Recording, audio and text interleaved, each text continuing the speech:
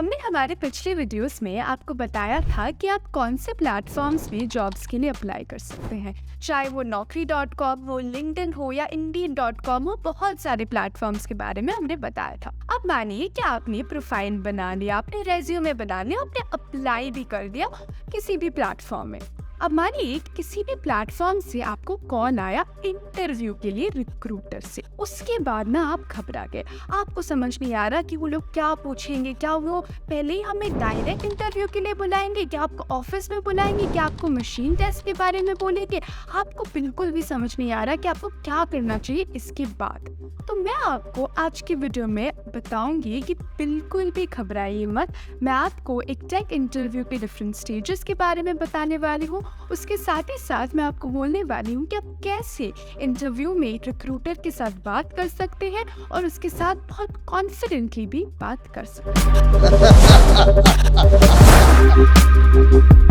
ये video generally तो take interview के बारे में ही है, लेकिन अगर आप इन जनरल इंटरव्यू का प्रिपरेशन कर रहे हैं तब भी ये वीडियो काफ़ी यूजफुल होने वाला है। पर इससे पहले कि मैं आपको बताऊं उन सारी चीज़ों के बारे में, हमारे वीडियो को ज़रूर शेयर करें आपके दोस्तों के साथ जो ऐसे इंटरव्यूज़ के लिए प्रिपेयर कर रहे हैं। उसके साथ ही साथ हमारे चैनल प्रोटोटाइप हिंदी को सब्सक्राइब करना बिल्कुल ना भूलिए। अब आपने जिस कंपनी पे अप्लाई किया था किसी भी प्लेटफॉर्म में, अब मानिए उसके एचआर से आपके पास कॉल आया, तो ये कॉल जनरली एक टेलीफोनिक इंटरव्यू ही होने वाला है। तो उसमें ना आपको सबसे पहले पूछा जाएगा, टेल मी अबाउट योरसेल्फ, आपके बारे में बताइए। तो ये आपको ना काफ़ी एक आसान सवाल लग रहा होगा कि चलो टेल मी अबाउट योरसेल्फ बचपन से बोलते आ रहे हैं, इसमें ये नहीं बोलना है कि मेरे पापा ये करते हैं, मेरे दादाजी वो करते थे। इन सब बारे में नहीं बोलना, आपको आपके बारे में बोलना है। अगर मानिए आप फ्रेशर हैं, आपका ये फर्स्ट जॉब है, तो आपको आपकी स्किल्स के बारे में बताना है, आपने क्या क्या प्रोजेक्ट्स किया है इन द पास्ट उसके बारे में बताना है। उसके साथ अगर आप मानिए एक्सपीरियंस्ड हैं, तो आपकी जो एक्सपीरियंसेस हैं इन दी IT इंडस्ट्री, कितने सालों से आप काम कर रहे हैं, क्या क्या इंटर्नशिप्स, क्या क्या काम आपने किए हैं, इन सब के बारे में आपको उनको बताना है। ये होगा आपका टेल मी अबाउट योरसेल्फ का आंसर। अब आपने आपके बारे में बता लिया, अब आपको वो पूछेंगे ना आपके सैलरी एक्सपेक्टेशंस के बारे में। तो जब सैलरी एक्सपेक्टेशंस की बात होती है तो एक टर्म आता है जिसका मतलब होता है CTC। CTC का मतलब होता है कॉस्ट टू कंपनी। उसका मतलब ये है कि कंपनी कितना ज़्यादा आपके ऊपर स्पेंड करना चाह रही है। इसका साधारण वे में हम समझे तो इसका मतलब होता है सैलरी। अब मानिए जब मैं बोल रही थी कि आप अगर फ्रेशर हैं तो आपको महीने के 20,000 चाहिए, तो इसका मतलब ये नहीं है कि आप उनको जाके बोलेंगे या CTC या 20,000, ऐसे नहीं बोलना है। आपको ये बोलना है 20,000 into 12। हमेशा जब आप आपकी सैलरी के बारे में बताइएगा तो हमेशा ऐसे बताइएगा कि इन और पर एनम आपको कितना चाहिए। तो 20,000 into 12 that would be like 2.4 LPA आपको चाहिए। तो ये ऐसे आपको उनको आपके सैलरी एक्सपेक्टेशंस के बारे में बताना है। LPA का मतलब होता है लाख पर एनम। इसके साथ अब आपने बता लिया सैलरी एक्सपेक्टेशंस। अब वो लोग आपको पूछेंगे कि क्या ये नेगोशिएबल है। अगर आपके स्किल्स बहुत ही अच्छे हैं तो कभी भी नेगोशिएट मत कीजिए। तो अगर आपने बहुत ज़्यादा बोला है तो चलो मान लीजिए स्लाइटली नेगोशिएबल हो सकता है। हाँ, ये थोड़ा सा तो टफ हो ही सकता है, पहले आप में कॉन्फिडेंस नहीं हो सकता है उनको बोलने का कि चलो मुझे इतना चाहिए या इतना है मेरा सैलरी एक्सपेक्टेशंस। पर धीरे धीरे आप सीख जाएंगे, धीरे धीरे आपका कॉन्फिडेंस बिल्डअप होगा।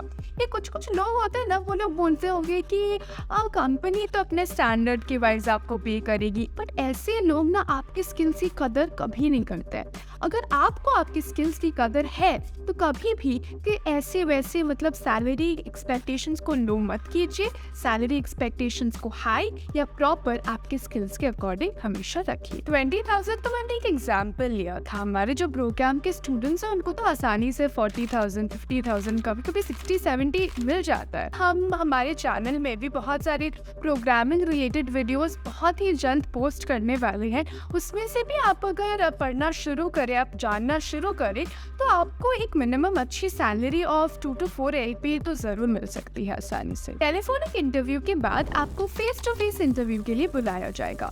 तो एक फेस टू फेस इंटरव्यू इधर तो आपका गूगल मीट या जूम से हो सकता है, या तो वो आपको वो ऑफिस में में जाना पड़ेगा और वहाँ पर ये जो इंटरव्यू है हो सकता है। तो आप जब फेस टू फेस इंटरव्यू के लिए भी जा रहे हैं तो आपको एक और बार आपके बारे में पूछा जाएगा। ये tell me about yourself question कभी भी आपका पीछा नहीं छोड़ेगा।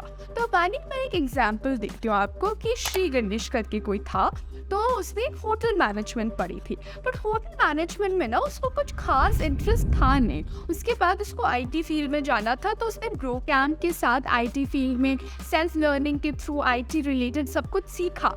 तो जब उसने सीखा तो उसको पता चला कि कैसे आईटी फील्ड वर्क्स, राइट। तो वैसे ही आपको आपके टेल मी अबाउट योरसेल्फ जो फेस टू फेस होता है, तो एक बहुत ही अच्छा स्टोरी आपको तैयार करना है। चाहे आपने कितने भी फेलियर्स फेस किए होंगे लाइफ में, आपको एक बहुत अच्छा स्टोरी बनाना है उसके साथ।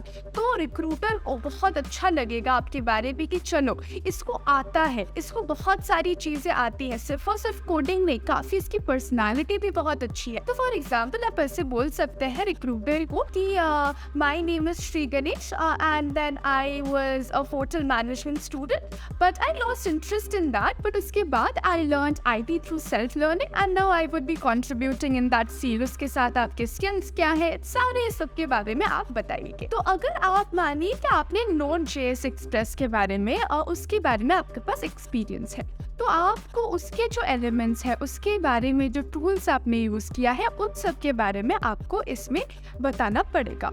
इसके साथ अगर आपने जो भी प्रोजेक्ट्स किए हैं इन द पास्ट, उसके बारे में आपको बताना पड़ेगा।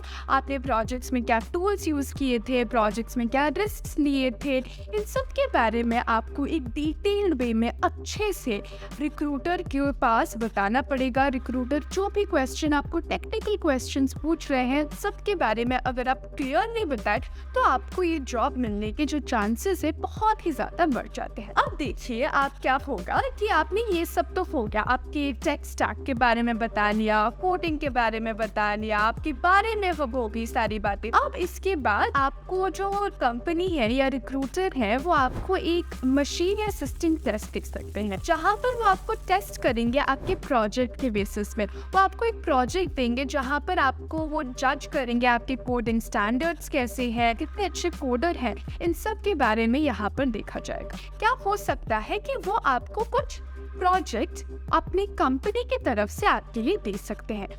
प्रोजेक्ट कहीं आपको ये 1 वीक के स्पैन ऑफ टाइम में भी दे सकते हैं, या तो 1-2 घंटे में भी आपको बोल सकते हैं कि आपको कोई प्रोजेक्ट खत्म करना है। तो जब आप ये प्रोजेक्ट कर रहे हैं तो बहुत सारी चीजें हैं जो आपको ध्यान पर रखनी पड़ेगी। सबसे पहला चीज ये है कि जब मानिए कंपनी ने आपको कुछ प्रोजेक्ट दे दिया, तो इसके बाद ना वो कंपनी आपको कॉल करेगी। तो सबसे पहला चीज ये है कि बहुत स्टूडेंट्स क्या करते हैं कि अगर उनके पास कोई कंपनी से कॉल आता है वो कॉल उठाते ही नहीं है। ये सबसे बड़ी गलती आप कर सकते हैं। जब कंपनी आपको कॉल कर रही है तो कंपनी से बात कीजिए, उनको बताइए कि आपने ये काम अभी तक खत्म किया है।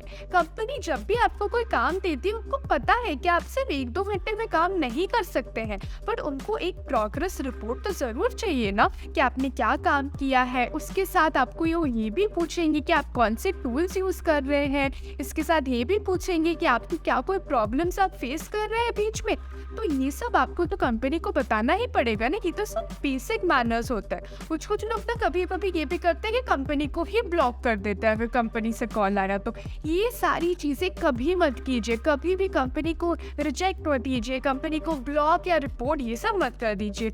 आपको क्या करना है कि कंटिन्यूअस ईमेल्स भेजने हैं कंपनी को। जब आप ईमेल्स भेजेंगे, ईमेल में डिटेल रिपोर्ट डालिए कि आप डेली बेसिस में क्या क्या काम कर रहे हैं।